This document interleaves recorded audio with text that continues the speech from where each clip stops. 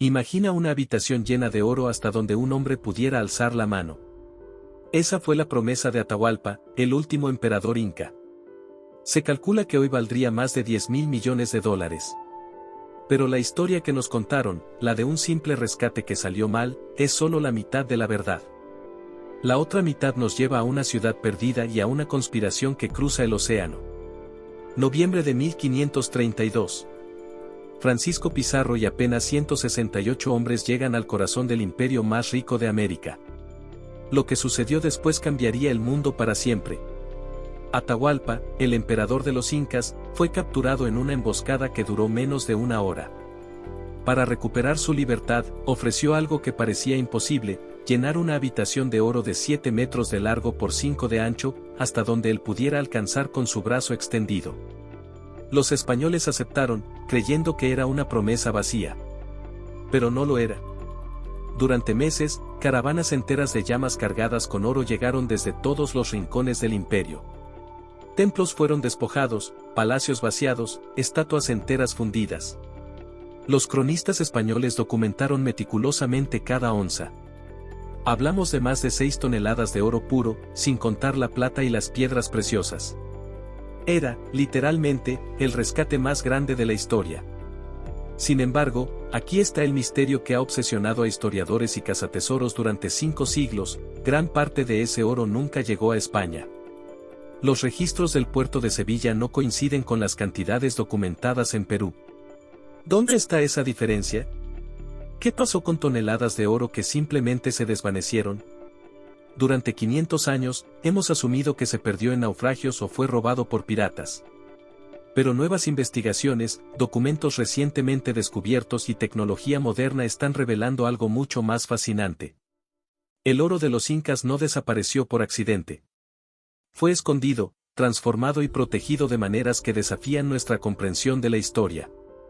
Hoy vamos a explorar 3 pistas que podrían reescribir todo lo que creíamos saber sobre el destino de esta fortuna legendaria. 3 caminos que nos llevan desde las montañas heladas de Ecuador hasta las selvas impenetrables del Amazonas, y desde los archivos olvidados de Lima hasta las bóvedas secretas de Suiza. ¿Estás listo para descubrir lo que realmente pasó con el oro de los incas? Primera pista, el general que engañó a la historia. Para entender esta primera pista, tenemos que conocer a un hombre cuyo nombre ha sido borrado de la mayoría de libros de historia, Rumiñahui. Su nombre significa ojo de piedra en quechua, y era el general más leal de Atahualpa. Mientras los españoles contaban monedas en Cajamarca, Rumiñahui estaba ejecutando un plan que cambiaría todo. Verás, los incas no eran ingenuos. Sabían que entregar el rescate no garantizaba la libertad de su emperador. Por eso, Rumiñahui recibió órdenes secretas, dividir el tesoro. Una parte sería enviada a Cajamarca para cumplir con la demanda española. Pero la parte más grande, la más sagrada, sería escondida donde ningún conquistador pudiera encontrarla jamás. Los cronistas españoles mencionan algo extraño en sus reportes. Hablan de caravanas que llegaban parcialmente vacías, como si hubieran sido saqueadas en el camino. Lo que no sabían es que esas caravanas nunca habían estado llenas. El oro había sido desviado hacia las montañas de los Yanganates, en lo que hoy es Ecuador. ¿Pero cómo sabemos esto? En 1886, un documento extraordinario fue descubierto en los archivos del Vaticano. Era una confesión escrita por un sacerdote español llamado Padre Longo, quien antes de morir había revelado la ubicación aproximada del tesoro de Rumiñahui. Según su testimonio, recogió las últimas palabras de un indígena torturado que había participado en el transporte del oro. El relato es escalofriante, describe una procesión nocturna de más de 1000 hombres cargando el tesoro hacia una laguna sagrada rodeada de volcanes. Allí, en una ceremonia que duró toda la noche, el oro fue dividido en 3 partes. Una fue arrojada a las aguas profundas de la laguna como ofrenda a los dioses. Otra fue enterrada en cuevas naturales. Y la tercera fue escondida en una construcción subterránea que los incas habían preparado años antes, anticipando la llegada de los invasores. Pero aquí está lo más fascinante, el padre Longo mencionó una maldición. Según el indígena, Rumiñahui había instruido a los chamanes para que protegieran el tesoro con rituales que harían que cualquier extraño que se acercara perdiera la razón o la vida. ¿Superstición? Tal vez. Pero lo cierto es que desde entonces, más de 200 expediciones han intentado encontrar el tesoro de los Yanganates. Ninguna ha tenido éxito completo, y muchas han terminado en tragedia. En 1969, el explorador inglés Bart Blake encontró piezas de oro trabajados cerca de la laguna de Yanacocha, confirmando que algo importante había ocurrido allí. Pero cuando intentó regresar con un equipo más grande, una avalancha sepultó su campamento. Blake sobrevivió, pero perdió 3 dedos por congelación y nunca pudo regresar. Más recientemente, en 2003, una expedición patrocinada por National Geographic utilizó tecnología de radar penetrante para mapear las montañas de los Yanganates. Los resultados fueron intrigantes, detectaron varias anomalías geológicas que podrían corresponder a cámaras artificiales o construcciones enterradas. Sin embargo, la expedición fue suspendida abruptamente cuando 2 miembros del equipo sufrieron accidentes inexplicables en la misma semana. ¿Casualidad? ¿Maldición? ¿O tal vez Rumiñahui era más inteligente de lo que pensamos? Porque hay algo que la mayoría de cazatesoros no consideran, y si el general Inca no solo escondió el oro, sino que también creó señuelos y trampas para protegerlo. Los incas eran maestros de la ingeniería. Construyeron Machu Picchu en la cima de una montaña sin usar ruedas ni animales de tiro. ¿Realmente creemos que no pudieron diseñar un sistema de protección para su tesoro más sagrado? La primera pista nos dice que parte del oro de Atahualpa nunca salió de los Andes. Que está allí, esperando, protegido no solo por la geografía hostil y el clima impredecible, sino también por la astucia de un general que entendió que el verdadero poder del oro no estaba en gastarlo, sino en mantenerlo fuera del alcance de los invasores. Pero esa es solo una parte de la historia. Porque mientras Rumiñahui escondía oro en las montañas, otros estaban ejecutando un plan aún más ambicioso en la selva. Segunda pista, la ciudad que el mundo perdió. ¿Has escuchado hablar de El Dorado? Por supuesto que sí. Pero te han contado la historia equivocada. El Dorado no era una ciudad de oro, era un ritual. La verdadera ciudad perdida tiene otro nombre, Paititi. Y según documentos que han permanecido ocultos durante siglos, ahí es donde fue a parar la mayor parte del tesoro imperial de los incas. La historia oficial nos dice que cuando Pizarro conquistó Cusco, los españoles se apoderaron de todas las riquezas del imperio. Pero los cronistas indígenas, aquellos cuyas voces fueron silenciadas durante la colonización, cuentan una versión muy diferente. Hablan de una gran evacuación, una operación masiva donde los nobles incas, junto con sus tesoros más sagrados, huyeron hacia el corazón de la selva amazónica para fundar una nueva capital. Esta no es una leyenda romántica. Tenemos evidencia documental. En 1570, el virrey Francisco de Toledo ordenó una investigación secreta sobre los rumores de una nueva Cusco en la selva. Los documentos de esta investigación permanecieron clasificados en los archivos de Sevilla hasta 1994, cuando el historiador italiano Mario Poglia los descubrió casi por casualidad. Los testimonios son escalofriantes. Soldados españoles hablaban de avistamientos de construcciones masivas cubiertas por la vegetación. Mencionaban reflejos dorados que se veían desde las copas de los árboles. Pero lo más impresionante era la descripción de los nativos. Hablaban de hombres vestidos como nobles incas que aparecían ocasionalmente en los poblados de la selva para comerciar oro por herramientas y alimentos, antes de desaparecer nuevamente en la espesura. ¿Pero dónde exactamente estaba Paititi? Los cronistas mencionan pistas geográficas, una gran planicie rodeada de ríos, protegida por montañas al oeste y pantanos al este. Durante siglos, los exploradores buscaron en las selvas de Perú y Bolivia. Pero nuevas investigaciones sugieren que estaban buscando en el lugar equivocado. En 2019, el Instituto Nacional de Investigación Espacial de Brasil publicó un estudio que cambió todo. Utilizando tecnología LIDAR, que puede penetrar la densa cobertura vegetal de la Amazonía, identificaron más de 20 sitios arqueológicos previamente desconocidos en la región del Acre, cerca de la frontera con Perú. Las imágenes satelitales revelaron patrones geométricos perfectos, círculos, cuadrados y líneas rectas que solo pueden ser obra humana. Pero había algo más. En uno de estos sitios, llamado provisionalmente Complejo Geoglifo 7, las imágenes mostraban una estructura circular de más de 200 metros de diámetro, rodeada por lo que parecían ser canales de agua y caminos elevados.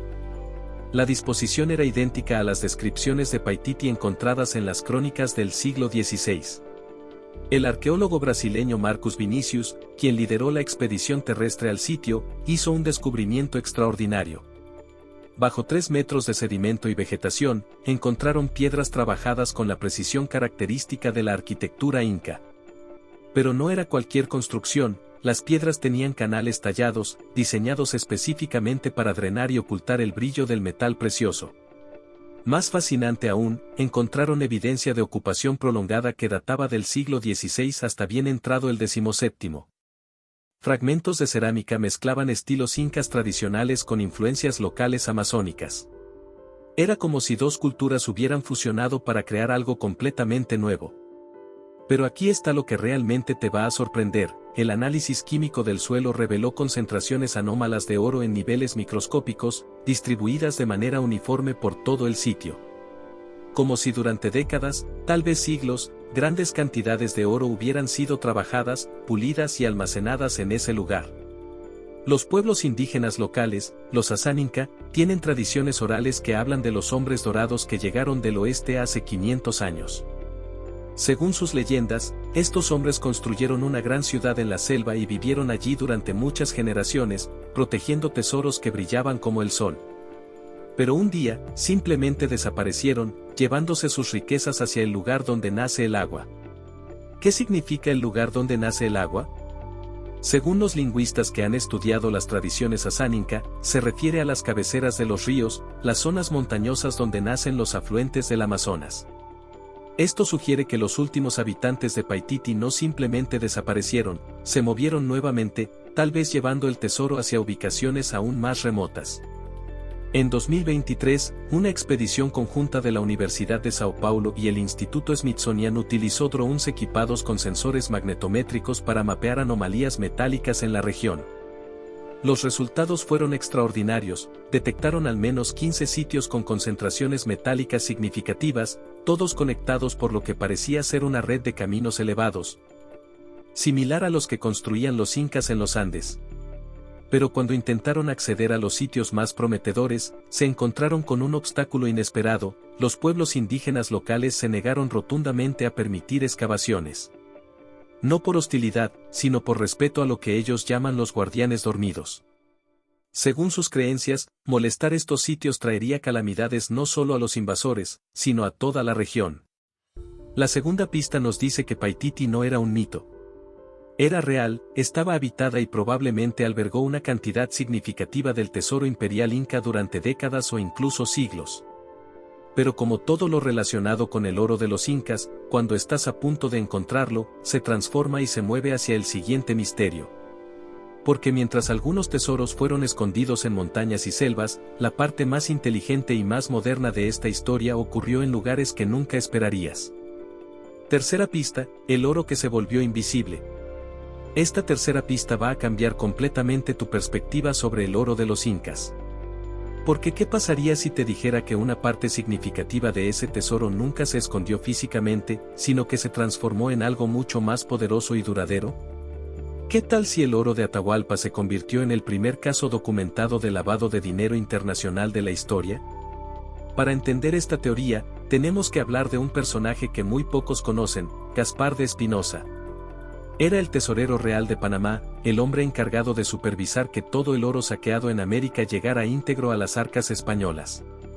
Pero los documentos recientemente descubiertos en los archivos de Indias de Sevilla revelan que Espinosa tenía otros planes. En 1533, apenas un año después de la captura de Atahualpa, Espinosa estableció lo que hoy reconoceríamos como una red financiera internacional. Usando contactos en Génova, Venecia y los puertos del norte de Europa, comenzó a anticipar el oro que llegaría de América, emitiendo letras de crédito respaldadas por tesoros que técnicamente aún no habían llegado a España. ¿Suena familiar? Es exactamente lo que hacen los bancos modernos con los futuros y derivados financieros. Pero en 1533, era revolucionario. Los banqueros genoveses, especialmente la familia Centurione, vieron inmediatamente el potencial. Ellos ya financiaban expediciones comerciales por todo el Mediterráneo y tenían conexiones con las casas bancarias alemanas y flamencas. ¿Por qué no extender ese sistema al oro americano? Aquí está donde la historia se pone fascinante. Los registros de la Casa de Contratación de Sevilla muestran una discrepancia sistemática entre el oro documentado en América y el oro que realmente llegaba a los puertos españoles. Durante décadas, los historiadores asumieron que esta diferencia se debía a pérdidas en el transporte, naufragios o piratería. Pero en 2018, el investigador económico alemán Klaus Zimmermann descubrió algo extraordinario en los archivos de la familia Fugger, los banqueros más poderosos del siglo XVI. Entre sus documentos había contratos detallados para la monetización anticipada de activos americanos. En términos simples, estaban comprando oro que aún no había sido extraído de América, pagando con letras de crédito que podían ser cobradas en cualquier ciudad europea. El sistema funcionaba así: cuando una expedición española documentaba oro en Perú o México, esa información llegaba a los puertos americanos mucho antes que el oro físico. Espinosa y sus socios emitían certificados de ese oro a banqueros europeos, quienes inmediatamente los convertían en crédito disponible en Europa. El oro físico podía tardar meses en llegar a España, si es que llegaba, pero el poder financiero de ese oro ya estaba circulando por toda Europa. ¿Y sabes qué es lo más ingenioso de este sistema? Que no dependía de que el oro físico llegara realmente a España. Una vez que el certificado era emitido y respaldado por los banqueros, el oro se había convertido en algo abstracto, en poder financiero puro. El metal podía perderse en un naufragio, ser robado por piratas o simplemente desaparecer, pero el valor ya estaba integrado en el sistema bancario europeo. Los documentos Fugger revelan transacciones específicas relacionadas con oro inca certificado. En 1534, compraron certificados por valor de 2.3 toneladas de oro de Cajamarca que nunca aparecieron en los registros de llegada a Sevilla. ¿Dónde estaba ese oro? Según los contratos, había sido reservado para transacciones especiales. ¿Qué significa transacciones especiales? Aquí es donde entramos en territorio que parece de película de espionaje. Los banqueros no solo compraban y vendían oro, lo usaban como garantía para operaciones mucho más complejas. Financiaban guerras, compraban influencia política, establecían monopolios comerciales.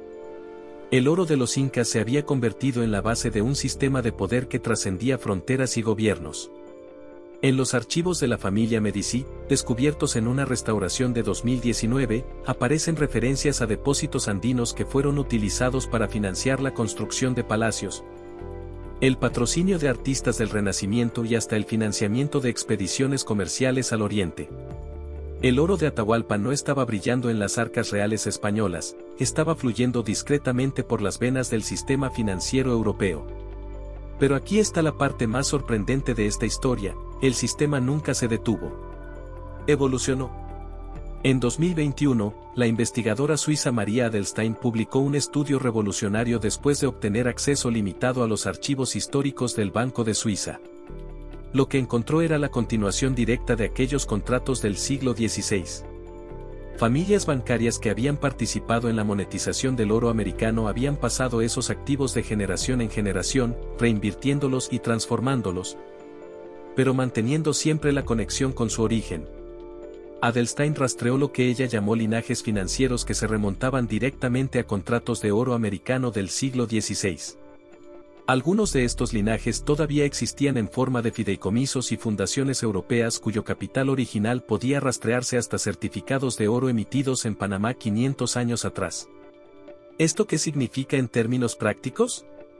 Que parte del oro de los incas nunca desapareció. Se transformó en algo más poderoso que el metal físico, se convirtió en capital generacional, en influencia perpetua, en poder financiero que ha estado operando discretamente durante 5 siglos. Las grandes fortunas europeas no necesitan oro brillando en una bóveda. Tienen algo mejor: el poder que ese oro generó y que ha estado creciendo, transformándose y multiplicándose durante 500 años. El oro de Atahualpa no está perdido en una montaña o hundido en el fondo del océano. Está integrado en el sistema financiero global, invisible pero infinitamente más poderoso que cuando era simplemente metal precioso en una habitación de Cajamarca. Esta tercera pista nos dice que los conquistadores españoles no fueron los únicos que se beneficiaron del oro inca. Los verdaderos ganadores fueron aquellos que entendieron que el futuro no estaba en acumular oro, sino en transformarlo en influencia y poder financiero perpetuo. Ahora que hemos explorado las 3 pistas, es momento de ver el panorama completo. Porque la verdadera genialidad de esta historia no está en elegir una sola teoría, sino en entender cómo las 3 se conectan para formar una estrategia perfecta de supervivencia cultural y económica. Piénsalo, los incas no eran solo extraordinarios arquitectos y administradores. Eran estrategas brillantes que entendieron algo que los conquistadores españoles tardaron décadas en comprender: el verdadero poder no está en controlar recursos, sino en controlar el acceso a esos recursos. Rumiñahui no era simplemente un general leal que escondió tesoros por desesperación. Era parte de un plan coordinado que dividió el poder imperial en 3 niveles de protección, cada uno con un propósito específico. El primer nivel, el oro escondido en los yanganates, era la reserva de emergencia. El tesoro que se mantendría intacto hasta que fuera seguro recuperarlo. Era el plan de contingencia para una reconquista que los incas sabían que podría tomar generaciones. El segundo nivel, Paititi y las ciudades refugio de la selva, era la continuidad cultural. No solo escondieron oro allí, establecieron una civilización alternativa, una nueva Cusco donde las tradiciones, el conocimiento y la identidad inca podrían preservarse mientras el mundo andino se adaptaba a la nueva realidad colonial.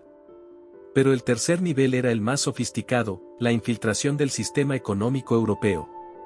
Los incas entendieron que no bastaba con esconder riquezas, tenían que asegurarse de que, de alguna manera, esas riquezas siguieran generando poder e influencia, incluso dentro del sistema que los había conquistado. ¿Cómo sabemos que esto fue coordinado y no simplemente una serie de coincidencias? Por los patrones temporales. Los documentos históricos muestran que las 3 estrategias se implementaron simultáneamente durante los mismos meses de 1533. Mientras Rumiñahui movía oro hacia las montañas y los nobles huían hacia la selva, representantes incas también estaban negociando discretamente con intermediarios españoles que tenían conexiones bancarias europeas. Los conquistadores pensaron que habían destruido un imperio. En realidad, habían forzado a ese imperio a evolucionar hacia algo más resiliente y más adaptable. Pero hay algo más profundo en esta historia, algo que va más allá del oro y los tesoros. Los incas nos enseñaron una lección sobre la naturaleza del poder que seguimos sin entender completamente 500 años después. El poder real no está en lo que puedes mostrar, sino en lo que puedes proteger. No está en lo que puedes acumular, sino en lo que puedes transformar. Y no está en controlar recursos físicos, sino en influir en los sistemas que determinan cómo esos recursos se valoran y se distribuyen. Cada vez que alguien encuentra una pieza de oro inca en las montañas de Ecuador, no está descubriendo un tesoro perdido. Está confirmando que el primer nivel de la estrategia sigue funcionando 500 años después. Cada vez que las imágenes satelitales revelan nuevas construcciones en la Amazonía, no estamos encontrando ruinas abandonadas. Estamos viendo evidencia de que el segundo nivel de la estrategia logró su objetivo, preservar la cultura y el conocimiento inca hasta que el mundo estuviera listo para reconocer su valor. Y cada vez que los investigadores descubren conexiones entre el oro americano y las fortunas europeas, no están destapando una conspiración antigua. Están documentando cómo el tercer nivel de la estrategia se integró tan perfectamente en el sistema global que se volvió invisible, pero nunca dejó de ser efectivo. El oro de los incas no desapareció. Se dispersó estratégicamente para asegurar su supervivencia a través de los siglos. Parte de él espera en las montañas, protegido por la geografía y las tradiciones que mantienen alejados a los cazatesoros casuales. Parte de él financió la creación de refugios culturales que preservaron conocimientos que apenas estamos comenzando a redescubrir. Y parte de él se transformó en influencia financiera que sigue operando en los niveles más altos de la economía global. Los incas perdieron su imperio, pero ganaron algo más valioso, la inmortalidad. Su oro no está perdido en el pasado, está distribuido en el presente, trabajando silenciosamente para asegurar que su legado nunca pueda ser completamente destruido. Mientras te cuento esta historia, sé que una pregunta está formándose en tu mente: si todo esto es cierto, ¿por qué no lo sabíamos antes? ¿Por qué la historia oficial nos ha contado durante 500 años que el oro de los incas simplemente desapareció? La respuesta es más simple y más perturbadora de lo que podrías imaginar, porque admitir la verdad significaría reconocer que nunca conquistamos realmente a los incas. Simplemente los forzamos a volverse invisibles. Piénsalo, si reconocemos que los incas implementaron exitosamente una estrategia de supervivencia que dividió su poder en 3 niveles, físico, cultural y financiero, entonces tenemos que aceptar que siguen siendo una fuerza activa en el mundo moderno. No como un imperio territorial, sino como una influencia distribuida que opera en múltiples dimensiones. Esto desafía fundamentalmente la narrativa de la conquista europea. No podemos seguir diciéndole al mundo que los españoles destruyeron completamente las civilizaciones americanas si esas civilizaciones encontraron maneras de preservar su poder e influencia dentro del mismo sistema que supuestamente las había eliminado. Los gobiernos modernos de España, Portugal y otros países europeos han construido su identidad nacional, en parte, sobre la narrativa heroica de la conquista de América. Admitir que los pueblos conquistados fueron más astutos que los conquistadores no encaja bien con esa narrativa. Las instituciones financieras europeas tampoco tienen incentivos para transparentar conexiones históricas que podrían implicar obligaciones legales o morales con los descendientes de las civilizaciones americanas. Es más conveniente mantener la versión de que el oro americano se perdió en naufragios o fue gastado por la corona española en guerras europeas. Pero la verdad tiene una manera peculiar de emerger, especialmente en nuestra era de transparencia digital y análisis de datos masivos. En los últimos 5 años, investigadores independientes con acceso a archivos digitalizados han estado conectando puntos que habían permanecido separados durante siglos. La tecnología de análisis de documentos permite rastrear patrones económicos a través de diferentes países y periodos históricos de maneras que simplemente no eran posibles antes.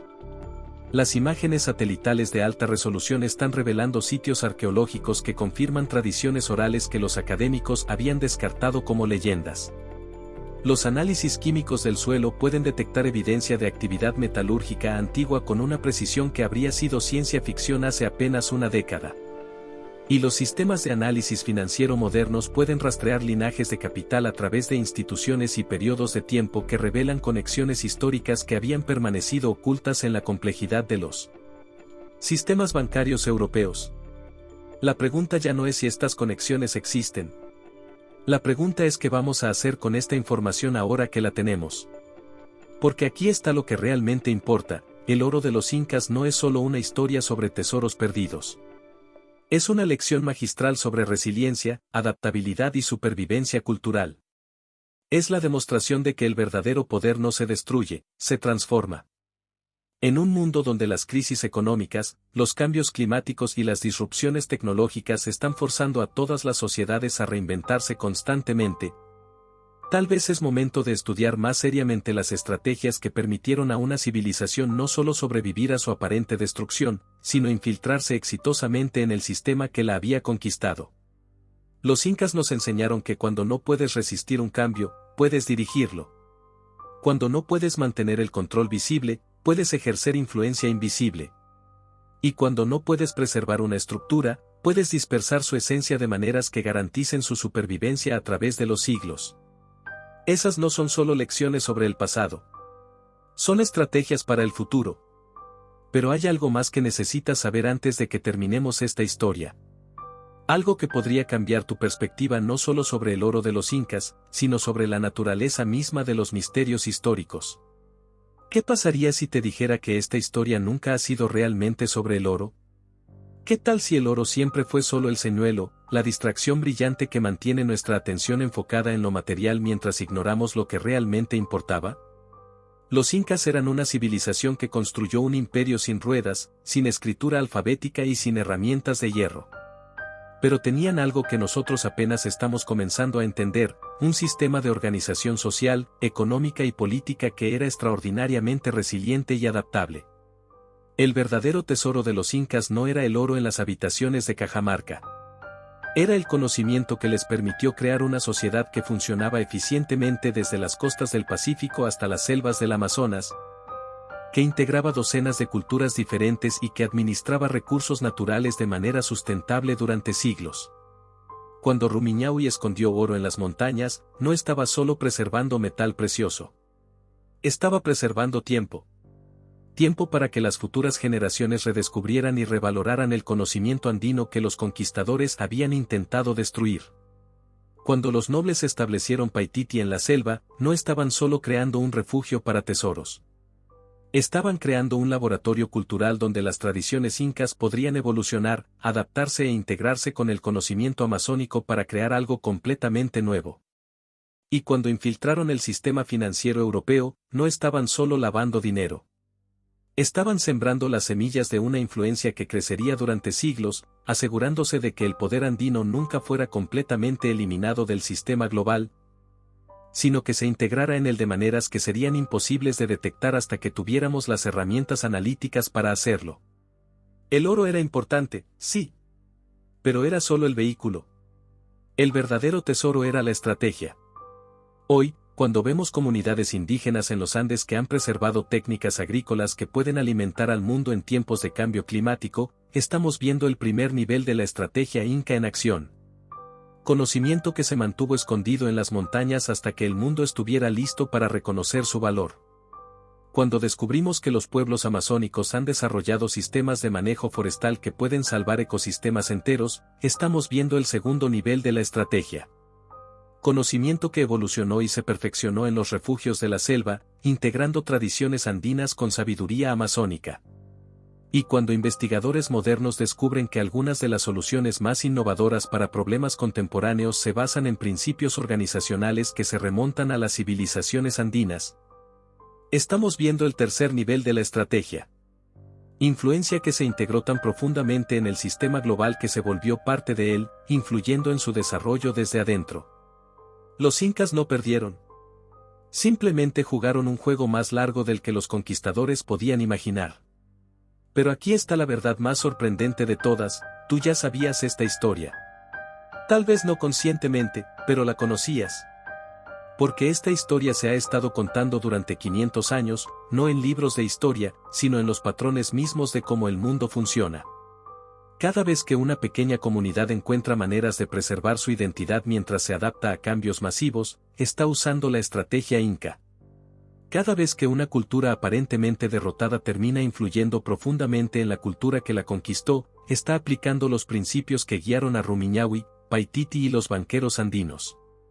Cada vez que descubrimos que algo que creíamos perdido para siempre en realidad se había transformado y seguía operando de maneras que no podíamos ver, estamos redescubriendo la lección fundamental del oro de los incas.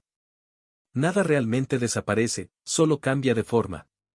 La historia del oro de los incas no es solo una historia sobre el pasado. Es un manual de supervivencia para el futuro.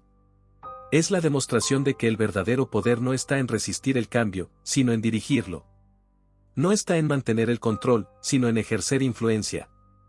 Y no está en preservar formas, sino en preservar esencias. Los incas nos enseñaron que cuando el mundo cambia de maneras que no puedes controlar, no tienes que desaparecer. Puedes dispersarte, transformarte y reaparecer en formas que nadie espera, en lugares que nadie está vigilando, operando de maneras que nadie puede predecir. Esa es la verdadera lección del oro de los incas. No es una lección sobre tesoros perdidos, sino sobre tesoros que se transforman para volverse inmortales. Y ahora, después de todo lo que hemos explorado, llegamos a la pregunta más importante: ¿por qué esta historia nos fascina tanto? ¿Por qué seguimos buscando el oro de los incas 500 años después de que desapareció? Tal vez porque, en el fondo, reconocemos que no estamos solo buscando oro. Estamos buscando pruebas de que es posible sobrevivir a lo imposible. Estamos buscando evidencia de que cuando todo parece perdido, cuando las fuerzas del cambio son abrumadoras, cuando el mundo tal como lo conocemos está siendo destruido, todavía hay maneras de preservar lo que realmente importa. Estamos buscando esperanza. El oro de los incas representa algo más profundo que riqueza material. Representa la posibilidad de que nuestras civilizaciones, nuestras culturas, nuestros valores y nuestro conocimiento puedan encontrar maneras de sobrevivir a cualquier crisis, por devastadora que parezca. Representa la idea de que el verdadero poder no está en dominar, sino en adaptarse. No está en controlar, sino en influir. No está en resistir, sino en transformarse. Cuando buscamos el oro de los incas, no estamos buscando metal precioso. Estamos buscando sabiduría. La sabiduría de una civilización que entendió algo que nosotros apenas estamos comenzando a comprender, que la supervivencia no se trata de ser el más fuerte, sino de ser el más inteligente. No se trata de ganar todas las batallas, sino de ganar la guerra que importa, la guerra contra el olvido. Los incas ganaron esa guerra. Su oro no está perdido. Su conocimiento no está destruido. Su influencia no ha desaparecido. Todo se transformó, se dispersó y se integró en el mundo moderno de maneras que estamos apenas comenzando a entender. Y tal vez esa es la verdadera magia de esta historia, no nos está enseñando sobre el pasado, nos está preparando para el futuro. Nos está mostrando que cuando enfrentamos cambios que parecen apocalípticos, cuando nuestro mundo parece estar colapsando, cuando todo lo que conocemos está siendo destruido, todavía tenemos opciones. Podemos esconder lo que es más valioso hasta que sea seguro recuperarlo. Podemos crear refugios donde nuestras tradiciones puedan evolucionar y adaptarse. Y podemos infiltrar los sistemas que nos están cambiando para influir en ellos desde adentro. El oro de los incas no desapareció. Simplemente se transformó. Dejó de ser un metal precioso para convertirse en leyenda, en poder y en un misterio que, 500 años después, nos sigue recordando que las mayores riquezas no siempre son las que brillan. A veces, las mayores riquezas son las que se vuelven invisibles para volverse inmortales. ¿Cuál de estas tres pistas crees tú que nos acerca más a la verdad? El oro físico escondido en las montañas, esperando a que alguien lo suficientemente inteligente pueda descifrar los secretos de Rumiñahui. La sabiduría cultural preservada en los refugios amazónicos, evolucionando y adaptándose hasta estar lista para emerger en un mundo que finalmente pueda valorarla. O la influencia financiera que se integró tan profundamente en el sistema global que se volvió parte invisible pero esencial de cómo funciona el mundo. O tal vez, como los mismos incas entendieron hace 500 años, la verdadera pregunta no es cuál de estas pistas es la correcta. La verdadera pregunta es, ¿qué puedes aprender de una civilización que fue lo suficientemente sabia para no poner todos sus tesoros en una sola estrategia, sino que dispersó su riqueza en formas que garantizarían su supervivencia a través de los siglos? Porque al final, esa es la lección más valiosa del oro de los incas, la verdadera riqueza no está en lo que puedes acumular, sino en lo que puedes transformar. No está en lo que puedes controlar, sino en lo que puedes influir. Y no está en lo que puedes preservar intacto, sino en lo que puedes adaptar para que sobreviva. El oro de los incas sigue ahí. Sigue trabajando. Sigue influyendo. Solo que ahora lo hace de maneras que ningún conquistador del siglo XVI podría haber imaginado. Y esa, tal vez, es la venganza más perfecta de todas, sobrevivir volviéndose indispensable. Si esta historia te ha fascinado tanto como a mí, y si crees que más personas deberían conocer estos misterios que desafían todo lo que creíamos saber sobre la historia, ayúdame a que este video llegue a más exploradores de la verdad como tú. Dale like si te ha gustado, suscríbete si quieres más misterios históricos que cambiarán tu perspectiva del mundo, y déjame en los comentarios cuál de las tres pistas crees que es la más convincente. Porque recuerda, los mejores tesoros no son los que brillan en una vitrina, sino los que transforman la manera en que vemos el mundo. Y tú acabas de descubrir uno de ellos.